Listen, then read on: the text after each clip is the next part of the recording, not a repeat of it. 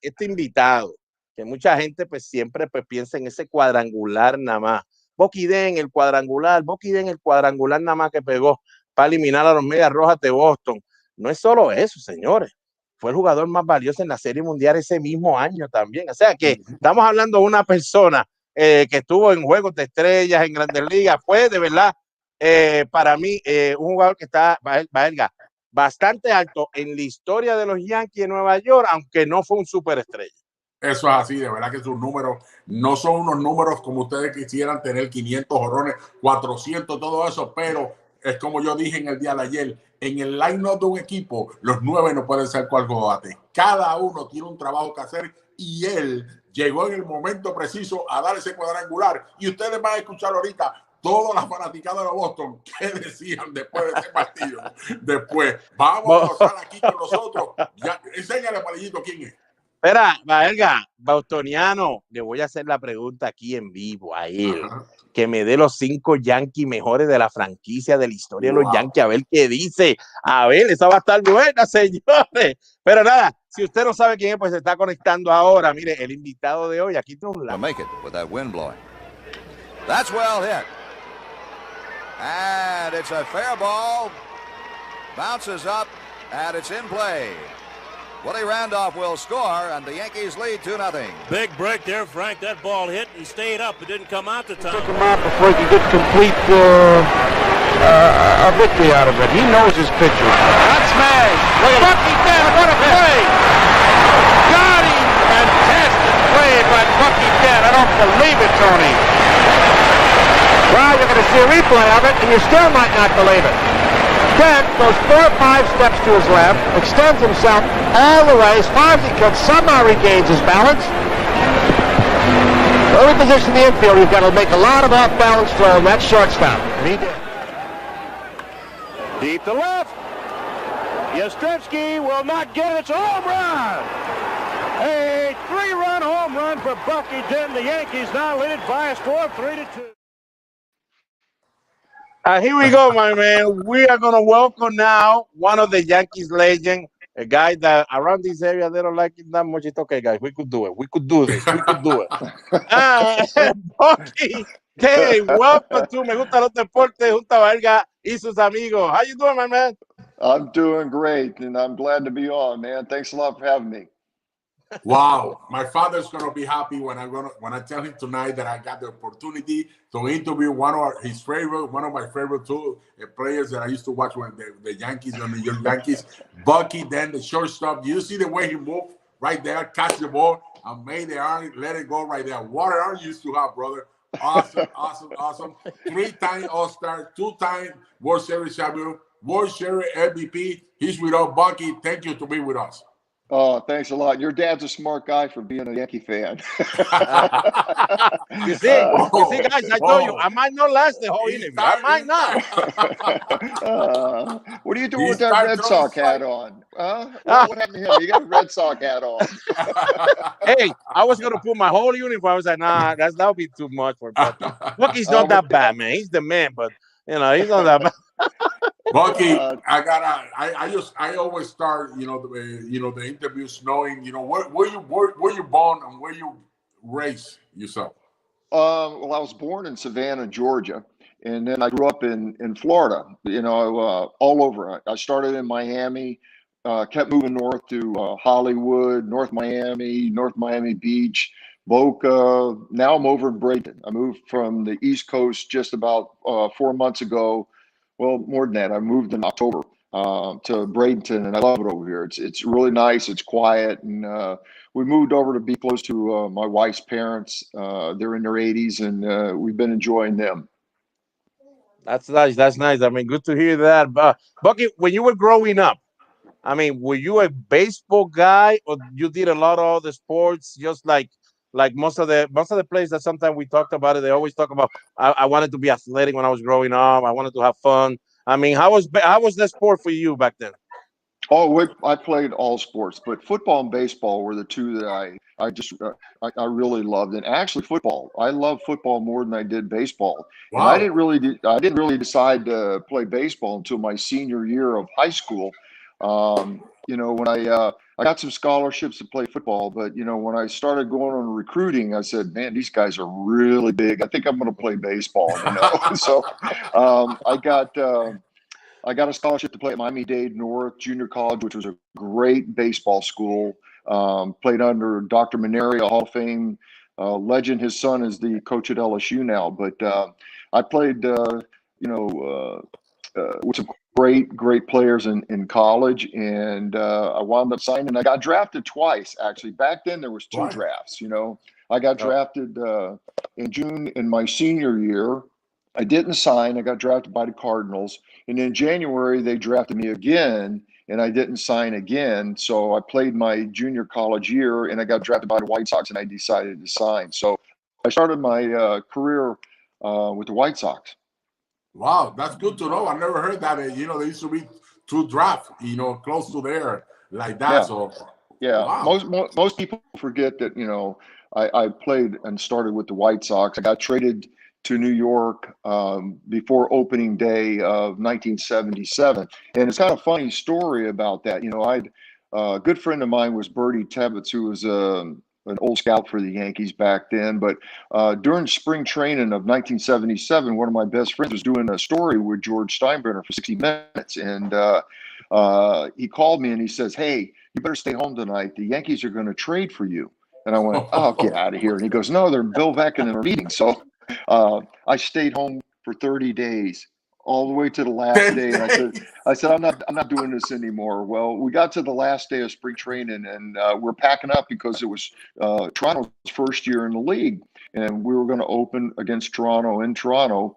And I went back in to get something, to go back and get in the car, and the phone rang, and I picked it up, and I could hear this crowd, and this voice goes, "Is this Bucky Dent?" And I go, "Yeah." He goes, "This is George Steinbrenner." I go, "Get out of here!" Oh. And he goes, "Well, I have a deal."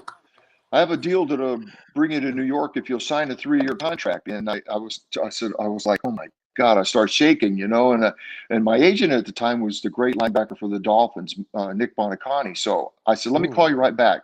So I called him, and about 5 minutes later, I called back, and the trade went through, and I became a Yankee. And as a kid growing up, I loved Mickey Mantle. The Yankees were my team, and to be traded over there was like a all-time dream. I mean, when you were playing in the minor leagues, and you started your career in the minor league, the Bucky then was a guy that was more, back then it's not kind of like now. Now they ask you to be a shortstop and to be a cleanup hitter. I mean, they ask so much about the players right now, but back then it was more of a, you're a shortstop. Were you one of those guys that they were like, we just need your defense, keep your defense, make sure you put the ball in play and everything will be all right? Or you were a guy that had to work hard in that area too, in the offense side of it, because they really needed somebody to hit with the White Sox? No, well, back then, when I came up, I signed as a third baseman. I played third base in college, and one of the guys got hurt. Our shortstop got hurt, so I moved over to shortstop. But when I came to Sarasota, I only played maybe a week at third, and then they moved me over to shortstop, and then I got moved up to Appleton real quick. But back then, you guys know. All I heard about in White Sox back then was Louis Aparicio and Chico Carrasquel. Yes. Great defenders, good hitters, steal bases. And basically our job back then was, to play good defense, do the little things well, bunt, hit behind the runner, drive in runs and whenever you could and stuff like that. So it was a different position back then. And not until probably Cal Ripken came along that the big guy took over, that position then turned into become an offensive position. And now the shortstops are, they're hitting 20, 30, 40 home runs, so that's the big change in that position. Bucky, but I know that you have to have your hands full, replacing Luis Aparicio. There was a guy that, he was a shortstop. They give you the opportunity. I see that right away. You get, 500 at-bats, 600 at-bats, stuff like that, 154. So you was a really, they really like you, with the Chicago White Sox. Oh, yeah. When I came through the minor leagues, and I played for some, for a great manager. I played for him 3 straight years. And, we had some really good prospects back then, but yes, all I heard about was the great shortstop Aparicio. He had been traded to Boston a few years earlier. And then, of course, Chico Carrasquel and You know, they were always talking about, you know, their great defense and, you know, their offensive, you know, ability and to steal bases and to be able to play the game all around. And, you know, that's what I wanted to do. I wanted to be, you know, an all around good player. And I worked at it. And I had a great infield instructor when I came up with the White Sox, and he taught me a lot of really good things about how to play defense, how to position myself. And, you know, I took a lot of pride in that. And I always had a saying, you know, that if you hit the ball to me, you're out. You know, so I mean, that's good. You know, it's Khaki. as simple as that. You know, Yeah. yeah. We know, Bucky, that there's a lot of guys that you guys play with, and all the other guys too that I play with in the minor the other way around. Don't hit the ball. Oh yeah,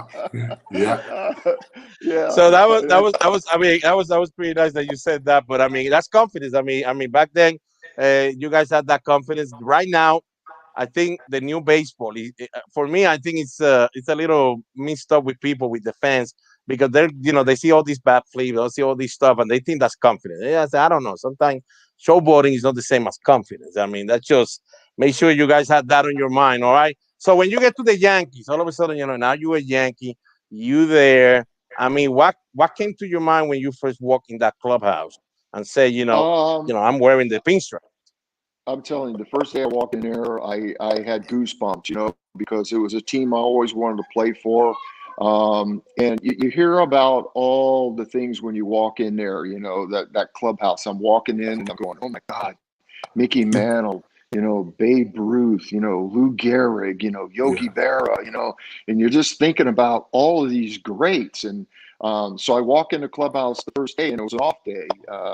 Yankees were going to open the next day, and here comes Billy Martin walking out. I'm like, oh God, you know.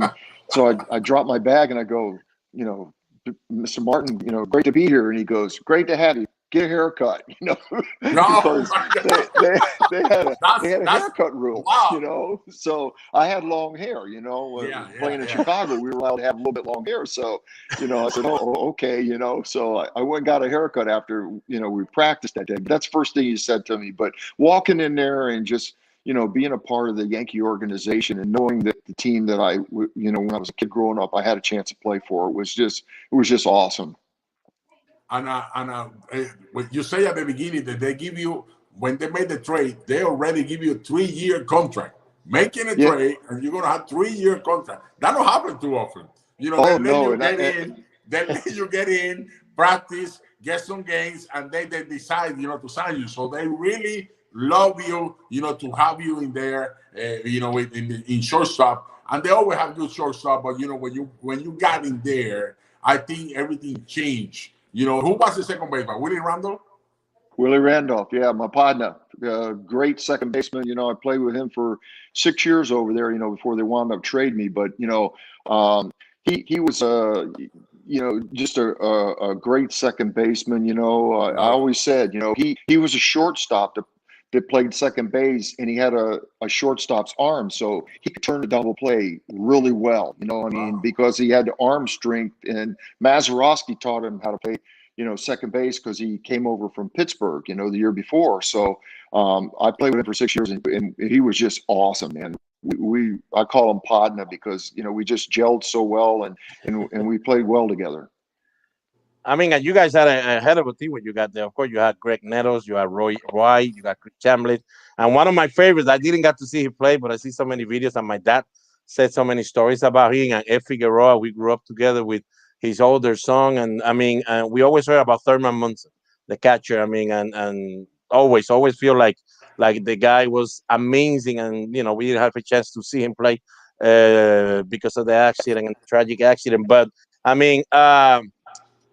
How's New York back then? I mean, because I know that Billy Martin get fired every 2 minutes. We knew that. We saw that. Yes, we did. But how did you guys feel? Because that was like a soap opera every day with them. I know.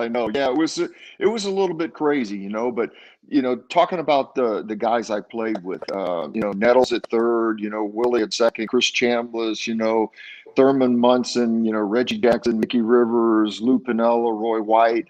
Those were great players. And the one thing, even though it was crazy, in '77 when I got there, it was the year of Son of Sam and, just a bunch of crazy things going on. So it was a little fearful, but, all the things that, the team, where you hear about all the fight and the scuffling and this and that. Billy didn't get along with Reggie and Thurman and all that. Whatever took place off the field, it never affected those guys on the field. They were just true professionals, and they came to play and they came to beat you, And I was lucky because I went from a team that lost 103 games to a team just came out of the World Series. It got swept by, Cincinnati, the Big Red Machine. And so, they were hungry for a world championship. And so was Mr. Steinbrenner. He took over the club and he changed the whole mentality and brought the Yankees back to where they should have been, as winners. And to play with those guys, I felt very, very lucky and just a privilege to play with them because they were guys that come to play every day. Bucky, you made your first All-Star game in 1975. You can tell me when you got a call that you made the All-Star game, because that's something special for a baseball player. That's when you realize the talent that you have, and you become somebody. Tell me about that. That emotion that you have in there. Well, Gossage and I made the All-Star team, and Alvin Dark picked me as a an alternate, and I was just so excited. And it was in Milwaukee, and it's really the first time I had a chance to meet Mickey Mantle. He was the captain of the American League team that year. Wow. And, Goose Gossage, who was my roommate, in minor leagues, we came up together. We went out to dinner the night before the All-Star game, and we're going into this restaurant, and I opened the door, and he was with his wife, and I was with mine. And I opened the door, and he stopped, and I go, "What's the matter?" And he goes, "Look." And I opened the door and looked around the corner, and Mickey Mantle and Billy Martin were standing there. Wow. And both of our knees started shaking. I mean, it was like, oh my God, there's Mickey Mantle. I mean, I just started like babbling, but to be on an all-star team and to be chosen on a year that Mantle was the captain, yeah, and to be able to be a part of that and see all the great players, and play against them in an all-star game. And I remember they put me in the seventh inning, and I hated Milwaukee County Stadium. I don't know if you ever played in the old. I hated that infield. We used to go up there and I'd go, "Oh God, I hate this place." Now I got to go in the seventh inning and the all-star game, and oh my God, I was just like, geez, my heart's going 100 miles an hour, Wow. And, all these great players are coming up to hit, and I'm going, oh, geez, unbelievable. It's just really, really special, to be a part of that, my first one. Who was that player when you got called up to the big league? Who was that player that took you on his wing? If there's one like that at the beginning, because we understand back then it was a little tough. You had to kind of like prove yourself, before you were able to. But there was one guy that really got you under the wing and show you the rope. Yeah, they roomed me with a guy named Chuck Brinkman. His brother was Eddie, who played shortstop for the Tigers for all those years, a great shortstop, and he was a guy that was my roommate, and he taught me, what to do, what to do, not to do, how to act, and kind of taught me how to be a professional on the field and off the field, and I give him a lot of credit. And he was a lot of fun, true professional, but he was one of the guys. And of course, Bill Melton, third baseman, he was a guy that I took to, and he helped me a lot too when I was a rookie. Wow. 1978 was the year that you guys went all the way to the playoff, and it was something special. You can tell us about it. When this happened, you guys are wait. No. He doesn't have to tell us about it. Hello, we saw that and we keep seeing that. You don't have to be so nice about it. We lost. We got it. But no, Bucky. Adding to what Baerga is saying. Yeah. How was that year? Because you guys, I mean, I don't want to, maybe not you guys, but most of the people were like, the Red Sox had these blown away. I mean, they nobody's gonna catch him. I mean, I don't know how big was the lead. I mean, but how you guys were feeling a month before the last one of the season? Well, let me tell you something. They thought they had us, but they didn't. What happened was, at the beginning of starting out the season in '78, we had some guys hurt. Catfish Hunter was hurt. I got hurt. I pulled a hamstring and I'd fouled the ball off my leg in spring training and missed. I had a blood clot, so I missed some time. I think Rivers missed some time. We had some guys hurt. And Boston was playing lights out, 750, and they got off to a big lead. But the one guy that we had that kept us, with any kind of hope early was Ron Guidry.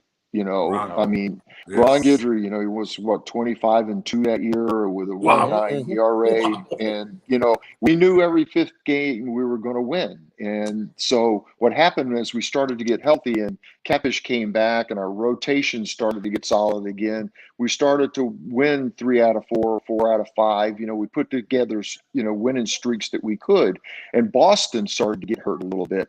So we felt like, if we can get close to these guys, we play them 7 times in September. That's going to be it.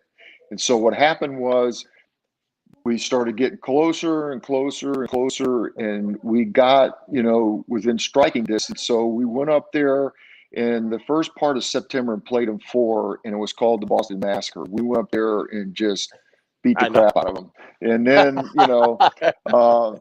We right then, we left Boston. We knew we were going to win it, but you got to give Boston a lot of credit. They came back and they won like 6 straight the last week of the season. Wow. And it came down, where Sunday afternoon we're playing Cleveland, they're playing Toronto, and we had Catfish on the mound, and they had Rick Waits, and Catfish didn't have his good stuff, and we got beat. And Louis Tiant, my man, who I loved dearly, he shut out Toronto. And we lost, and I'll never forget, like, walking up the tunnel after the game, and they go, "We got to go to Boston tomorrow. We lost a coin toss." Wow. And I said, "Oh God, here we go." But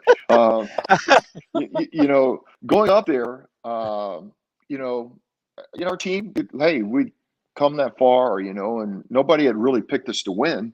So we went up there, and I'll never forget. It was a crystal clear day.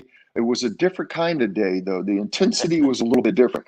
Guys were more serious, around the batting cage. And what happened to me was I wore my guard all year on my leg, but I didn't wear it that day. I said, it's one game, I'm not wearing it today. And I was in a little bit of a slump. And so Mickey Rivers, my homie, was standing there, and I said, "Hey, homie, let me draw your bat today." Use my bat. Yeah, right. So he goes, "Okay, go ahead." So I started feeling good, and so not thinking anything of it. I came up the first at bat.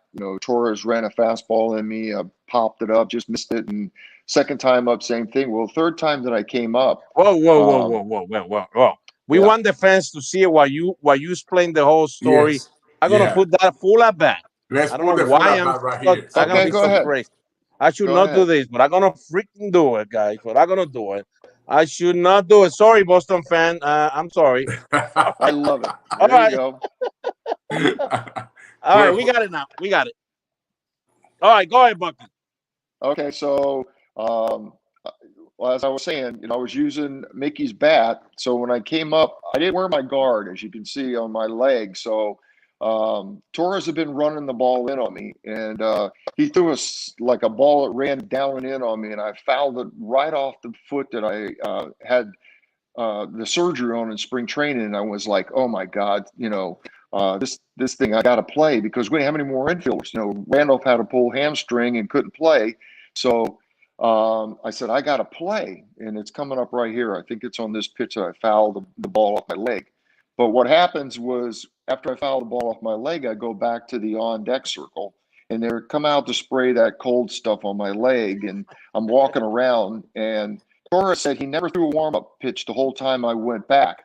There you go, right off the old ankle. Oh, yeah. So when I go back, they come out, and Gene Monahan sprays the stuff on, and it was killing me. It swole up, and I said, I got to play because we had no more infielders. They had just pinched it for Brian Doyle. And as I start to go up back to the plate, Mickey goes, "Hey, homie, you got the wrong bat." And so I wasn't paying attention. So he tells the bat boy to give me the bat. So he comes up and gives me the bat. And the first pitch that Torres throws me, he threw me a fastball, and he tried to get it in, but he missed. And I hit it really good, but I couldn't see because of that shadow. And I didn't know it was a home run until I rounded first, and I saw Yastrzemski's legs buckle. And that's where I got my name, Bucky Dent, right there. That's how and after that, that's how everybody start mentioning your name, and they still do. They still do here in Massachusetts because I mean, you know, it happened. I mean, Don Seaman, remember Don Seaman telling that story in the press and all that he was driving, I think, back home, and every little chance he had to get out of the car and scream, "Bucky F."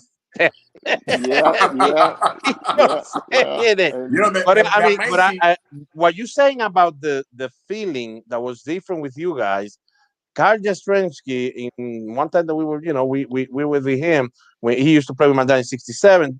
He goes, "Jose, '67 was like different. We had to play the Twins, we had to battle to the end, but we felt like nobody could beat us." Right. He said that game, even though of course he feels, you know, we could win this, there was something telling, I don't know, those guys back there, they look a little different. So he was a little worried about it. And now when he saw your home run, he told my dad, I mean, even though it was only 3-2 at that time, I mean, he's, you know, we still have a team that have an offense to do it. He thought that, I got that feeling that everything just came in top of us and we can survive this. And it happened like that. That was the home run. I mean, even though the game ended up 5-4, and Jastrzemski was the one at the end. We managed third base, and everybody thought Jastrzemski's going to do it again, like in '67. Jastrzemski keeps saying that he saw the ball very big. He saw it very well, but he popped it up. But I mean, how you guys felt? How you guys felt after that game? Because I feel like once you win a game like that, it's kind of like the Red Sox when you beat the Yankees in 2004, coming in that big comeback. It's like, that's it. We're winning all. We're going to win it all. Nobody can beat us. Well, we felt that way, you know, and that game was the most pressure game that I ever played in my life. That game, it seemed like the whole world had stopped to watch it. You know, it was a holiday, and, you know, it was like everybody was watching that game, and it came down to the ninth inning. And, you know, Piniella made a couple great plays in right field that day. He's the one that really saved the game. He caught a ball off of Freddie Lynn early in the game. Guidry hung a slider, and he had just moved over, fought the sun, and then in the ninth inning, he stopped Burleson from going to third base on a ball that he lost in the sun, and he just kind of deked him, and he stopped. And then Jim Rice actually hit a long fly ball that would tie the game up if he would have went to third, but he didn't. But I'll never forget the ninth inning also. And Goose tells the story that he had a dream the night before that was going to come down to him and Yastrzemski, and it did. And you know, Goose was, you know, telling the story that he had the dream, but he pitched 3 innings. You know, he came in the 7th inning. So, but he says, what am I going to get nervous for? Either I'm going to get him out or I'm going to be deer hunting tomorrow. You know, so Goose had a knack, and I had a perfect view of it. He had a knack. He could reach back and get just a little bit more. And on that pitch, he reached back and got a little bit more, and that fastball looked like it just took off. And it was right down the middle, and Yastrzemski popped it up. He popped it up to third base. And the other funny story is Nettles never used to like to catch pop-ups. He didn't like to catch them. So I used to try and catch all the pop-ups, you know, but, you know, I didn't get over there because what had happened was I had worn a medal, and for some reason, something was running down my arm. I'm watching him like he's going to catch the ball, and I thought Bug was in my shirt. So I looked, and my medal had fell off. And so while he's going to catch the ball, I'm looking on the ground for my medal. and so, you know, Nettles catches the ball in a last out, and it was like, oh my God, it was the greatest feeling in the world, because, you know, that was, you know, two big teams, two big cities that don't like each other coming down to a one-game playoff. Yastrzemski against Gossage, it doesn't get any better than that. Yeah. And we wound up winning. We got on the plane, flew to Kansas City. We didn't have an off day, and we played the next day, beat them, and then we went to, you know, play in LA and beat the Dodgers. We were down first two games and came back and swept them 4 straight. The amazing thing about this is, in your 12 years on that time, you got 40 home runs, but you hit the biggest one of your life. Here goes Baerga. Why do you have to add that? No, Why do you have to add that, Baerga? Why? Because you know why? See, all these guys. Yeah. All these guys that hit 400 and 500 home runs. Yes. I said, yeah, but you only got to hit one big one. Yeah. And the amazing thing was that day it gave you a power, because you went from that day to the World Series. You hit 417, 10 for 24, 7 RBIs, and you became the most valuable player in the World Series against the Dodgers. In 6 games, you guys beat the Dodgers, and you was unbelievable. So something happened. Something came to you, give you power, give you strength, and give you the average, you know, to help the Yankees to win the World Series. Talk to me about that. Well, it was a good Lord. You know yourself, Carlos. You know, sometimes, you know, streaks follow streaks, and I wasn't swinging the bat well going into Boston, and I hit the big home run, and then all of a sudden, it like you get in the World Series, and all of a sudden you get in that zone where you just feel good, and the ball looks big, and it slows down, and you know, you just feel good, and you feel comfortable, and you feel really, really confident at the plate. And that's what happened, you know, going into the series. But, you know, there's some other guys that had great series. Brian Doyle had a great series. Nettles made, you know, some unbelievable plays at third base. I love it. Yeah, and I love playing by him. And you know, there's a couple guys that could have won it, but I was just truly honored, you know, to be able to win the most valuable player. It was like a topping on a cake, you know, for me, you know, in my career to be the MVP.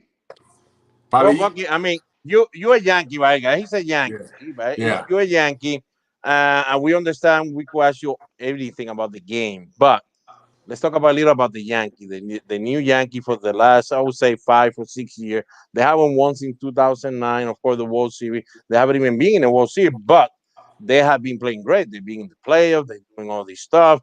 I mean, are you as a Yankee from those 70s that were, you know, winning team and with different mentality? Can you sit down and watch your Yankees now, or you still have a tough time watching the team just because you feel like they could do more stuff than what they've been doing just to, you know, for the last 5 or 10 years? Well, I love watching Yankees, but I have trouble watching the game today because it's not played the way we played it. You know what I mean? It's you know, all this.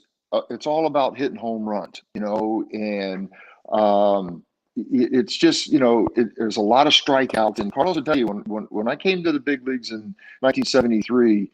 You didn't strike out a lot. You know, you got 2 strikes, you put the ball in play, you know, and I know there's defenses, you know, they're shifting more in this and that, the other, but whatever happened, hitting the ball the other way. And, you know, it's just a different game today, you know, and the Yankees, yes, they haven't won, you know, somebody said to me, they've only won 1 in the last 19 years or something like that. And they're going on 12 straight years. And one of the things that I say is that looking at their team, yeah, they got a lot of power. They got a lot of right-handed power hitters, and they got a short porch in right field where everybody tries to hit the ball to right field. You know, that's one thing. You can hit a ball and miss it and hit it out in right field. But the one thing I always say is if you look at the great Yankee teams, they've never won without left-handed power. Yes. Left-handed power.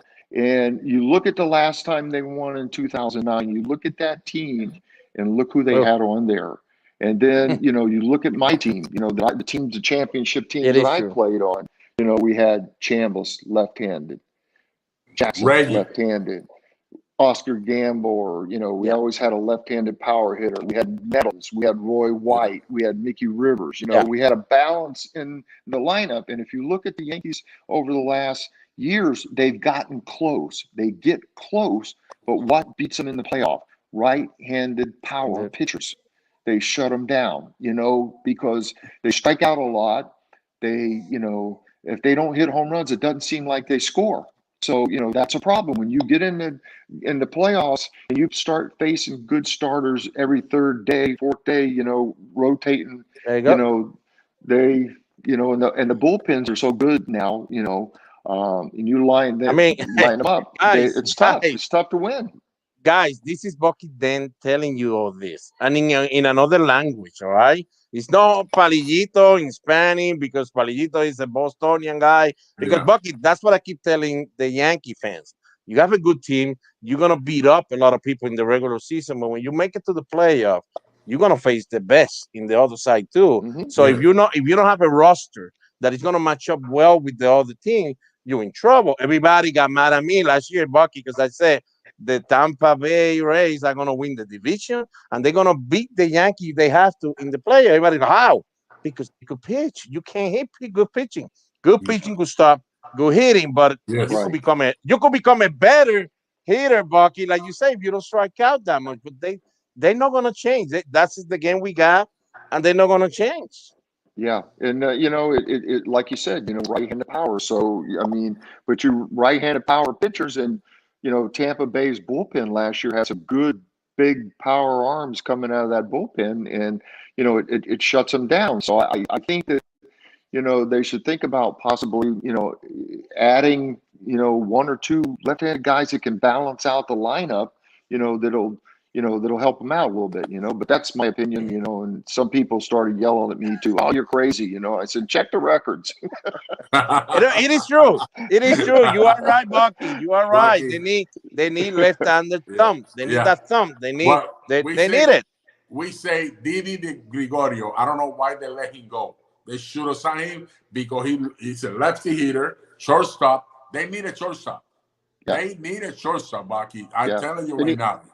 Yeah, and he hit 25 home runs, Didi. Yeah, I know. And I don't know if people know, but he got big 2-out hits. I think he drove in like 50 or something runs with like 2 outs. And, he got some big hits, and he balanced the lineup out, and he was a good shortstop. He could make the play. He had good arm. Bucky, if you bring Mickey Mantle as a rookie, this is your prospect, and he's able to handle the Joe DiMaggio stuff. Are you gonna be better than Joe DiMaggio? If he can handle that guy, you have to keep him in your team until he retires. Do your best. Didi got to New York, and everybody was like, "You can't replace Jeter. Are you crazy?" And I would say, like in 6 months, everybody was like, "Yeah, Jeter was," but Didi a better glove than Jeter. So you can't let that guy go. He was able to replace Derek Jeter. Nobody probably was going to be able to do that. This guy proved it. He could do it. You need to keep him somehow. Find a way. If you could give Kluber $11 million, we just throwing 1 inning or 2 innings in the last 3 years, you could find a way to get some money to Didi and have it. And I'm not saying Gleyber Torres is bad. I love Gleyber. He's my buddy, my friend, but he's a second baseman. He's a second baseman, and that's how he could play. Bucky, let everybody know about that. You were a shortstop. That was your position. If you got traded to another thing, all of a sudden they tell you you're a second baseman. How tough that is, even though that you're just moving a little bit, but how tough that is for you. Well, Carlos, you played second. You moved around. Moved to third base. It's tough, and that's one thing that when I got traded. When I went to the National League to coach in '91, that's the one thing that I admired about certain guys like Jose Oquendo. They could play, short, second, third, outfield, and that's the first time I started like looking at utility guys and going, man, this is tough. They're always in the game in the 7th inning, 8th inning, on defense, got to make the plays. And, you got to have that mentality of wanting to be, the best. And, when you play shortstop, the one thing I always say about shortstop, going down the stretch in September, you can't lose your concentration, because No. if you make one mistake in September, it could cost you the pennant. So you Yes. have to be mentally tough, and shortstop's a demanding position where Very. when you're not hitting, you better be fielding the ball anyway, because you can help And your back, team win. and You back in have your to. days, You have to. Bucky, with the Very important. Yankees, Steinbrenner wouldn't keep you around. Yeah, Oh no, yeah. no. No, But that, the other thing, the players made you accountable. I played, on those two championship teams, but guys like Munson and Piniella and Nettles, leaders. they had some fire and some grit, and they didn't want to lose, and Yeah. they would say something to you if you weren't, Oh. in the game, or you weren't, ready to Yeah. play. They would say, hey, you better get it together, and the old guys, the old Yankee guys that, Yes. the guys that old timers, Oh, they they said that always around. they please themselves, they said back then, because back then, if you win the World Series, you made a big bonus, I mean, Yeah. and so they would come up to you and say, hey, you're messing with my money, you better get your rest tonight, and you kind of knew what they meant. That was. But you gotta You have know what? you gotta have some You fiery do. guys too. You got some guys, that have some fire in them You too. need some Nick Switcher in your team, Yeah. Paul Yeah. O'Neill. Yeah. Oh yeah. I mean, he's a fiery guy. But I played with. I mean, Piniella was one of the fieriest guys I ever played with. I mean, that guy, he didn't. He wanted to win all the time. He didn't care. And I, even as a manager, I used to laugh at him when I coached against him. I mean, he was fire and tough, and so was Munson. I mean, those guys were tough guys. Bucky, man, it's been an unbelievable, a time that we have with you. Bucky, I want to let the people know, Bucky managed the Yankees during '89 and in the '90s, and he coached in the minor leagues, he coached in the big leagues, so that he did everything. This guy is one of the best teachers. You used to have a school in Florida, yeah? I did. Bucky Dent? I had one for 33 years, and 33, no? I had some really good players come through, and I have a lot of guys that that work for me that became big league coaches. Marlo Hale, Brian Butterfield, Gary Tuck. A lot of guys going on had great careers. At Gil Patterson, big league pitching coach. So that's what it's all about. Is helping those guys fulfill their dream, and I loved it, and sometimes I miss it, coaching, talking to the kids and stuff like that. This guy's amazing, Palito. Bucky. Are we done? Are we done? No, we don't have any more. I love talking to you guys. Bucky, when you were a manager back then, you were talking 89, 90, like Baerga said, and of course, you got your team, your franchise, you the man. I mean, you think you could manage now? Because we do know most of the managers, when they get to the office, they get three lined up in front of them by the analytics and sabermetric groups. Just pick one. Yeah, just one of those three. I mean, and I don't know. I don't see Bucky being one of those. Well, they don't, the old school guys are kind of weeding out, I mean, actually, I took over the Yankees in '89, and we weren't very good, and I knew it, but I wanted to manage, and it was an opportunity to manage a team that I played for, and I wound up getting fired. I got fired in Boston, to tell you the truth, and but I'll never, say anything bad. The guys, we played as good as the guys that we had, but we just weren't very good. We're in that cycle where the Yankees weren't very good. They traded a lot of the talent away, and it was going to take a few years to, get it going. So, but it's just different today. The game and the, like I said, the way it's played, and the older guys that kind of seem to be weeding us out, because of the young generation of analytics and and all that kind of stuff. But I think it's missing, the older guys, the guys with the knowledge. I always said you play with your heart, your mind, and between your legs. I mean, that's what you play with, and it's you can talk about all the analytics you want, but you still got to play the game on the field. I'm with you. I mean, and for the fans that are here, you don't have to go that far. Watch all those videos for the Yankees in the '90s. Don Zimmer was there. Don Zimmer was one person that could just tell anybody, any of the players, and it was respected. And that's what we're missing. We need respected people in the dugout. I mean, because now you got guys making $32 million. Imagine Bucky Dent going home. Yeah, Carlos Stanton now and say, hey, buddy, you know, there's any way you could put the ball in play a little more? Yeah. Please. Yeah, please. You got 3 men on base. 3 men on base. I mean, if you can, you know. I mean, geez, oh, Pete, $32 million. I can't even think about that. Carlos, what would you be worth today, huh? Come on, 100 million? Wow. Oh, my God. It's amazing. It's amazing, man. It's too much money, and they hitting 2 RBIs. They got 2 RBIs at this time, 2 RBIs, 1 home, and hitting 280, 2-1. 213, something like that. This is amazing, man. It is amazing. But man, Bucky, thank you for the opportunity to have us, you know, with us today. And it was very special. A lot of respect for you, and I hope that I see you in Fantasy Camp. Okay, brother? Oh, you got it, buddy. Thanks for having me on. Nice meeting you, Bucky, and have a good one, and take care, my man, because we know the pandemic is still around. So take care, my man. They still love me in Boston, right? Yeah, whatever, Bucky. We love you. Thank you, Take care, guys. See you, thank you. Señores, ese era Bucky Dent, de verdad. Vacilamos y todo eso, pero serio, señores, serio. Sí. Palillito es un fanático de Boston full y analista a la misma vez, pero soy realista, o sea, yo disfruto el juego y soy realista, Baerga. Cuando mi equipo no está bien y es malo, lo digo, es malo, el equipo es malo. Pero aquí Bucky Dent, señores, si el 2004 no llega a suceder, Baerga, y ponle un ejemplo, volví a perder Boston y no ganaban esa serie mundial, yo creo que todavía el odio hacia Bucky era un odio aquí afuera, señores. Grande, pero por lo que Baerga dijo. Porque lo es, donde quiera que usted se para aquí, lo primero que te dice, pero si él no la sacaba, él no daba jonrón. 40 jonrones en 12 años. Stanton llevaba 48 en 4 años, él llevaba 40 jonrones en 12 años. ¿Sabes? Que no daba jonrones, no empujaba carrera. Ese fue el palo de su vida. Y de verdad que desde ahí ganó la Serie Mundial. Algo se le metió el poder de Grayskull, como decía el muñequito.